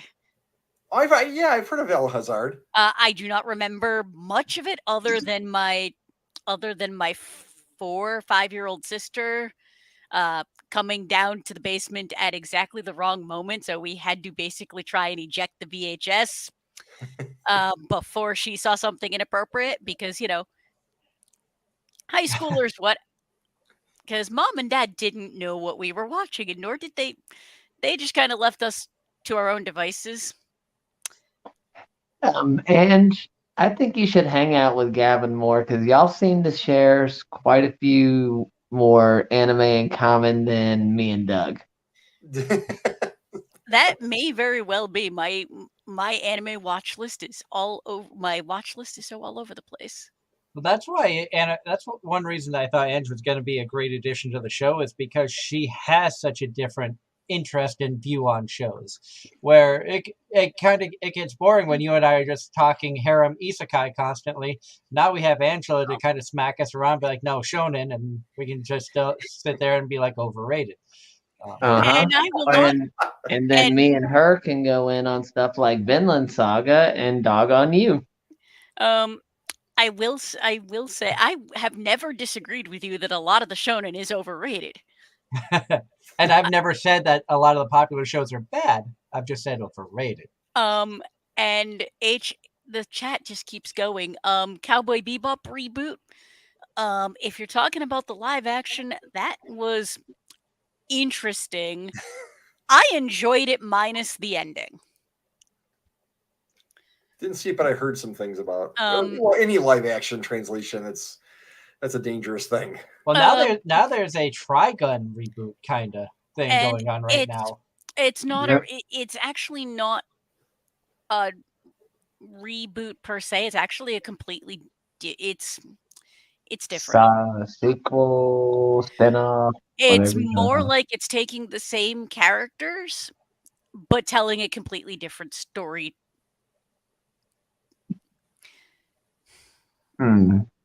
I don't want this is more of a no spoilers. That's what I'm trying to avoid. Like, if you saw the original, certain characters that didn't get introduced until much later have already made an appearance in the first 4 episodes. Some jobs were changed and things of that nature. It's very different. Going back to the chat, If you know anyone that makes animes, there should be a manga of Midnight Syndicate. Would you guys read that if it came true? Like, you could talk about the origin of Mr. Midnight, Ed, and Gavin. Yeah, you guys probably aren't familiar with Mr. Midnight. That was a character that Michael Roddy developed for this past year's show. And I think he's basically like an iconic character that the park is going to keep around, as far as I understand it. So he had a major role in our show, and the cool thing was people got to meet and greet with him, and his assistant was named Mallory. That's a whole story into itself. Mallory started out as a lineless character. He had literally no speaking lines in the entire show. And the actor that played him, whose name is Chris Craig, just ran with this character, and he did an unbelievable job. By the end of our run, he was like the most popular character in the show, arguably. And people would like love to, kind of taunt him and like, meet and greet with him and stuff. So it kind of turned into a whole thing. But yeah, this year's show, Ed and myself were kind of not kind of like down a step, but like we had characters that were kind of playing in the foreground more, See, I love a good origin story. That'd be cool. Yeah. And question from the chat asking, is there an anime character that you have a crush on? Yes. Anime characters? Shock upon shock. Darren's got more than one. Don't we all? I'm gonna say no. What about you, Gavin? Was there any anime characters that you had a crush on, or waifu type stuff, or? I don't, probably, but I can't. Nothing that like stays with me now. I had a lot of characters that I found a lot of personal connection with, that like just I really related to, or that represented like maybe something that I had gone through in my life and stuff. And those are usually the ones that I tended to want to buy figures of and stuff. It was more like that. And actually that I will agree with, because one of my tattoos is very much an anime tattoo. And I have a lot of figures of characters that I really enjoyed. I can't say that I have. Do I have any? No, I think I have a couple of waifu figures. And I have figures and mostly Dakimakura. Because Malim, especially in her adult dragon form, is waifu. Yor from Spy Family is a waifu who's actually a waifu. Yor is badass. Yor is just epic. Yes. Yor is just an S tier character. And I would love to see. Oh God, what was the? I would love to see a death battle with Yor. What, in Nightfall? It doesn't matter. I would just like to see like I don't know if you guys remember, like if you got it used to be done by Screw Attack. I don't know who does them now. I know what you're talking about. The death bat. Yes, I remember. Yeah, seeing Yor in one of those would just be epic. Yes. Now, have you seen Spy Family, Gavin? I know you're talking about it. You started getting a lot of merchandise in for it. I've not yet, but that's definitely on my watch list. It's one of probably the next ones. I ended up picking up a bunch of stuff at the end of the year. Sentai and Right Stuff always do their big sales, so I use that kind of the good excuse to like catch up with a few things and stuff. But Spy Family, the next, like, I didn't buy it, but I definitely want to watch it kind of thing. So. To give you an idea, as Angela mentioned earlier, it's very rare that the three of us agree on stuff. Spy Family was in the top 5 for all three of us for 2022. Nice. And one other that we haven't mentioned all show, surprisingly. I know, we should have. Yeah, how can we forget Best Girl? Exactly. My dress up darling. If you want a fantastic slice of life slice of life romance. rom-com. That takes on cosplay. Getting And into actually, this gets into our lovely chat question. If you could cosplay your favorite anime character, who would it be and why? For cosplay, for me, the person you Nico? see as my avatar here, just without the paintbrushes. I've done a number of cosplays. My favorite anime one would be Yang from Ruby. And the why, because she is a character that I have just very much identified with from the moment I saw the trailer. And I've cosplayed a few characters, but like a couple of my dream characters that I would love to do is Prince Zen from Snow White with the red hair, and that's an anime that doesn't get talked about a lot, but it was a fantastic show.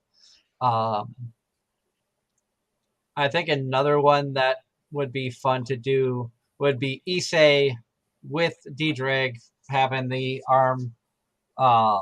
Would you go full balance breaker or just the boosted gear? Probably just the boosted gear to start off with. But no, if I were going to do a new cosplay, honestly, near the top of my list would be Yor from Spy Family. Not gonna lie. What about you, Gavin? Have you ever delved in the cosplay world any? I wanted to. My avatar picture is about as close as I ever got because it's really hard to do when you're working a booth. For various reasons. Either you like some of our booths end up being really small and tight, spaces and stuff. Right, I have to go under the counter to get restocks and stuff. So any kind of like carried weapons or like if I have wings or something that's just very very impractical. And then there's the heat factor, where I'm very like I run back and forth constantly in my booth. I guess I don't probably have to do that to the degree that I do, but it's kind of fun. So I probably would just overheat to high heaven unless it was like a really, really, not much kind of to it cosplay. But I always wanted to. I have ruined numerous pairs of boots doing exactly that. In my earlier days of cosplay, I ended up in the artist alley helping my friend, and I was often the given. Gopher. I was given the fact that A, I'm not an artist, and B, I don't do the whole sitting still well. I was often the gopher for literally everything. Yeah. And in the Heinz Convention Center, I learned real quick where everything was and the order in which to hit up every food place before they tore down the food court. And multiple years of doing that with the heeled boots I wore for Lightning, one of my favorite video game character cosplays. I ruined those boots. But And speaking of vending and cosplay, if you are in the New England area next weekend at the Essex Valley, I think it's the fairgrounds in Essex, Vermont. Vermont Gatherings is going to be putting on their Winter Ren Fair. You will see Casey Fox with a table, and both Casey and I will be dressed up in Ren Fair garb. And the chat keeps going. What anime theme do you like? Do you like for, say, Victorian theme, sci-fi, horror, etc.? There actually is a Victorian. There's several Victorian era animes that I've seen. I'm trying to remember off the top of my head. Princess Principal is the one that I saw that was pretty cool. The one that I saw was Moriarty the Patriot, which I really, really enjoyed. One that Casey saw and I started watching was Arte. Sci-fi, I absolutely love. Steins Gate. Yes. I haven't seen that one. It's on my list. Oh man, I got to the party late on that. See, with that and Death Note, I just in Code Geass, I got to all three of those like way later than I should have, and all three of them are unbelievably good. I have the giant book for Death Note. Question for Gavin. Does the girl vampire character, clown character, and the witch character have names? If so, would you make a manga of them? I don't think they did have names. This is from our show for this year, from this last year. I don't think they had official names. I don't know if the actors and actresses like that played them came up with their own names. Manga would be cool though. That's a good cast of characters actually from this last year's show. That would make for some very interesting stories. No, moving to Pennsylvania means we'd be closer to Ohio. Maybe we could actually make it out to one of your shows. That would be cool. That'd And be then- awesome. John from the chat.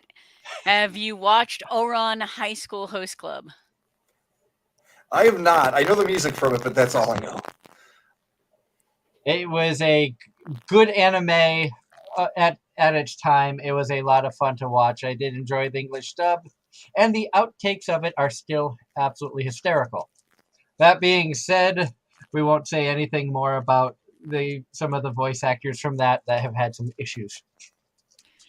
Wait, The main character is voiced by Vic.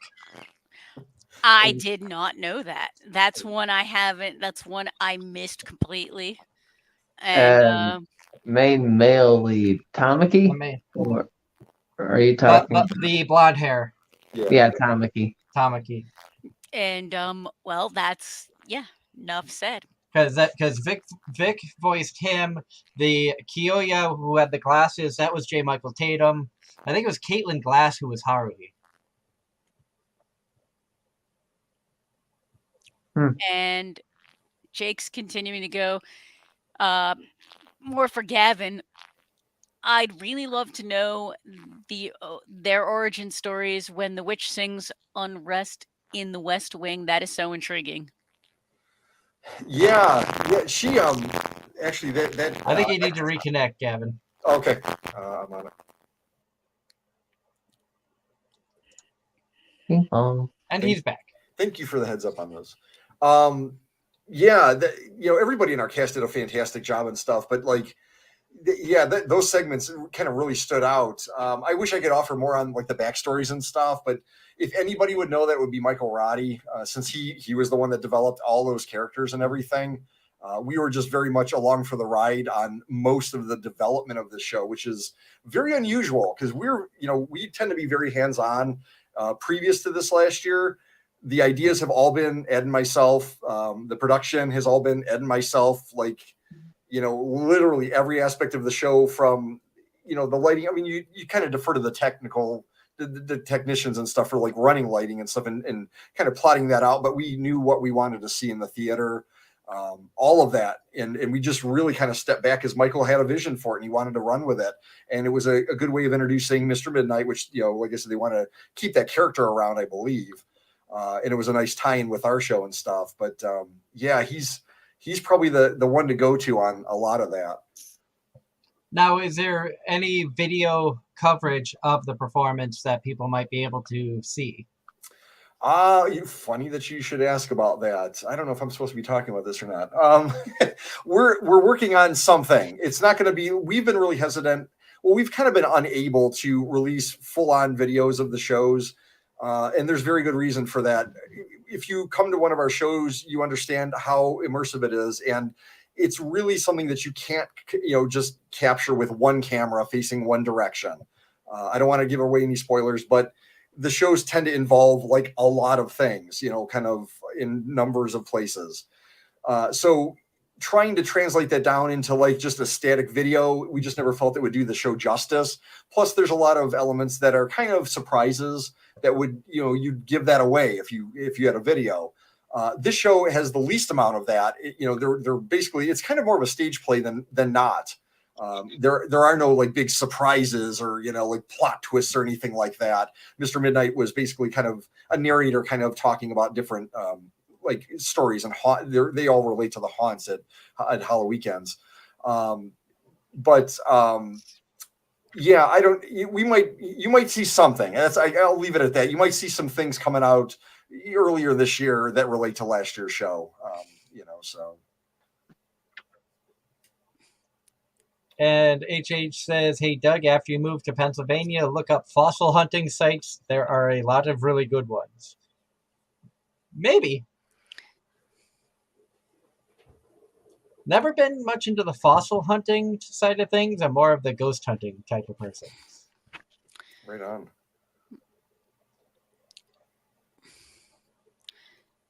Question for Doug. Who's the girl anime character in the corner of the screen? This is a character named Rem. She does not actually appear in this outfit throughout the anime, but she's from an anime called ReZero. She is actually, if I remember correctly, I think she's a demon. Her and her twin sister Rem and Ram. Correct. Her sister has pink hair. She has blue hair. The main character dies multiple times throughout the show, but always seems to come back. More than multiple. Yeah.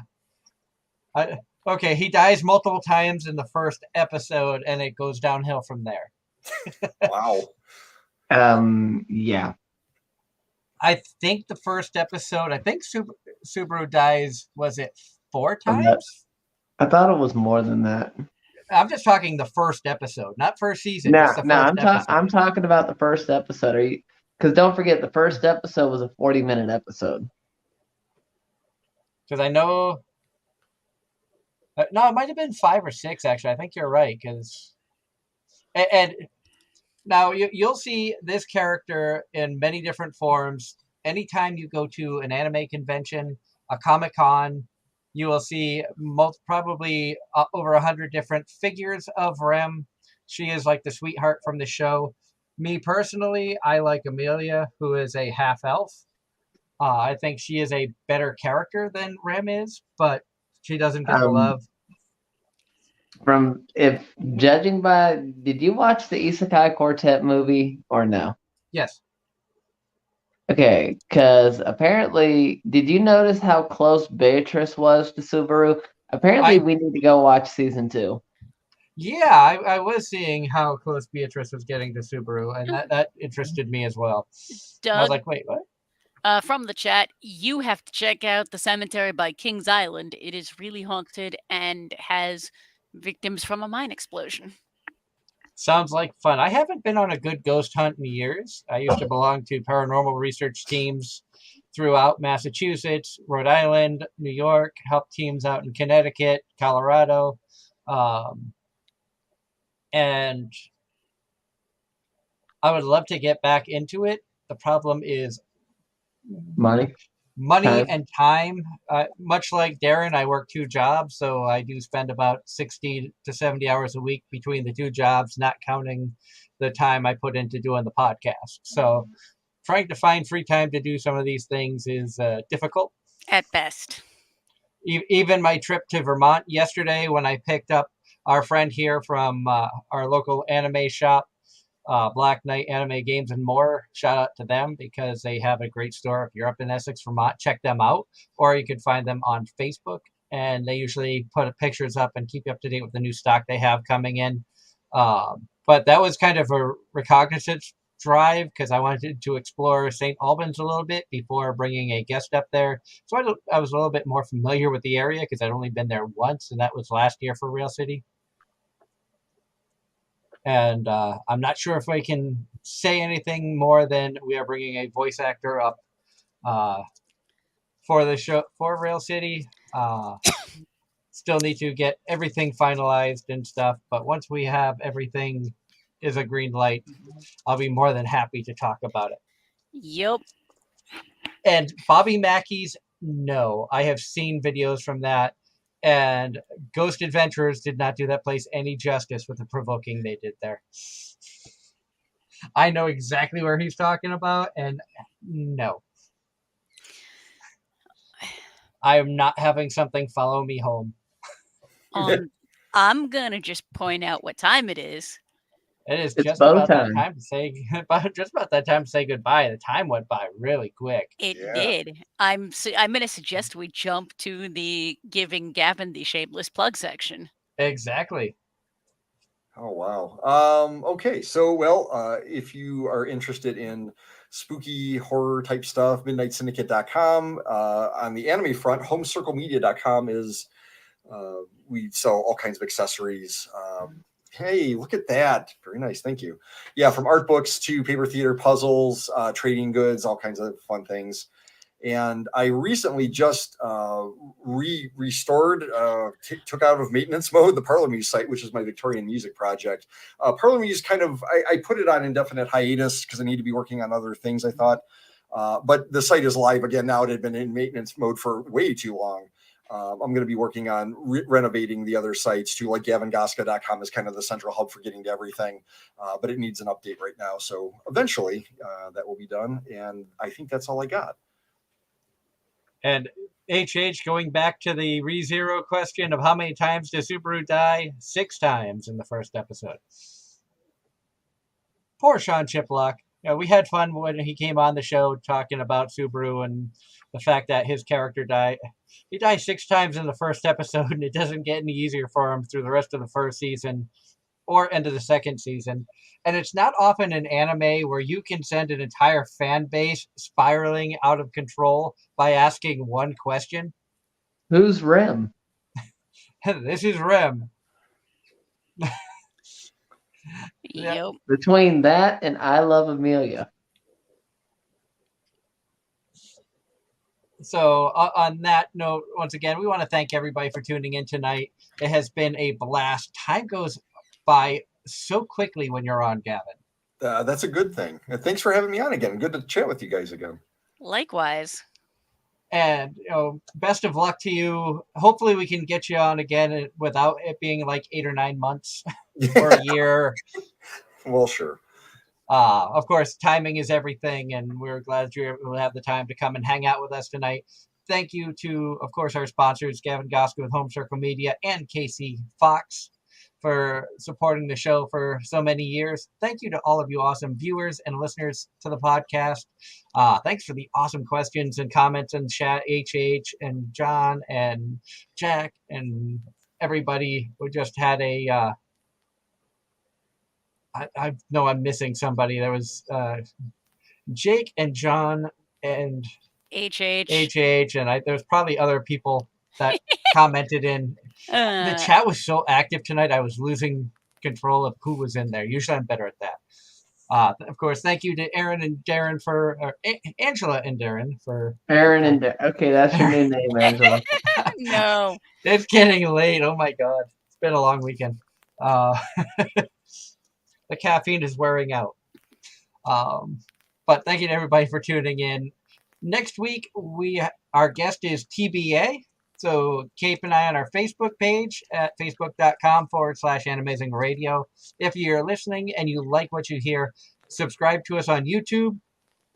Subscribe to us on any of the podcast sites. We try to upload them. How many episodes a week do you try to get up? Right now, because we had such a backlog, there's new episodes until the backlog is clear to go up Monday, Wednesdays, and Fridays, with the new episodes going up Monday mornings. The one that is slated to go up tomorrow morning is last week's episode.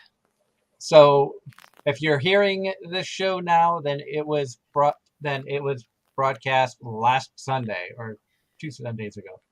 8 days. 8 days. So thank you to everybody again for tuning in.